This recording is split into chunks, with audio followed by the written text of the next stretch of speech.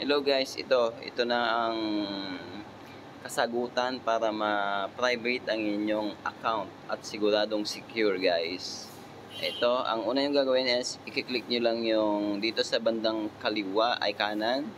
Itong may picture nyo sa taas, ayan, i-click lang natin. Ayan.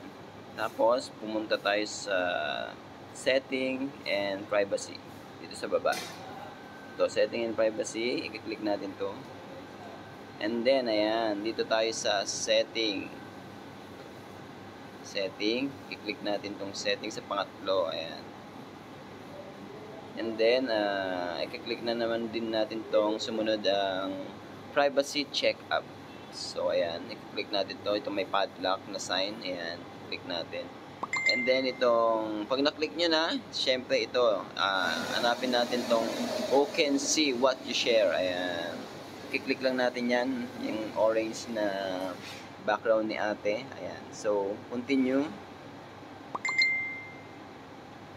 Ayan. Kung napapansin nyo guys, naka-on limit po yung mga privado kong mga personal na information guys. Ayan, naka-only me, yung birthday ko naka-only me, yung number ko, yung hometown lang yung naka-public kasi kailangan niya ni Reels na naka-public siya. So ayan, relationship ko, single, sana all. So ayan guys, yung friends and following nyo, yan ang pinaka-importante guys. Who can see your friend list on your profile. So, ibig sabihin, hindi nila makikita yung mga kaibigan nyo once na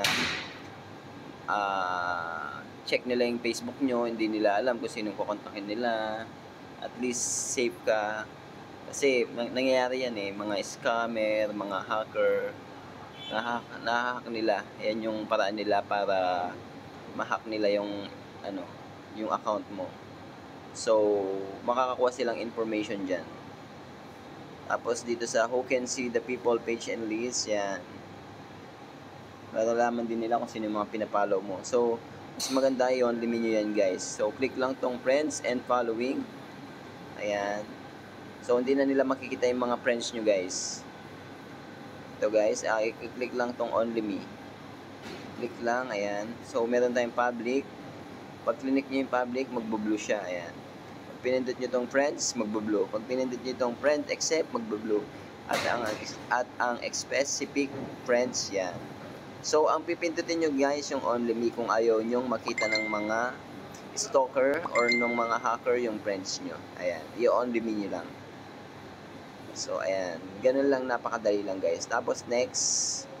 And then, sa mga audience, kung gusto nyo i-public, okay lang na at least nakikita lang nila yung mga post nyo. Pero yung personal details nyo, hindi nila makikita. So, mas okay yun. Okay na din siya. So, hindi kayo dapat mag-worry. So, next pa din.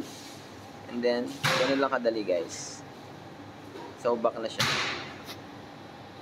Ayan. Thank you for watching guys. Ganun lang, napakasimple lang. Para hindi kayo ma-hack at siguradong privado ang inyong account.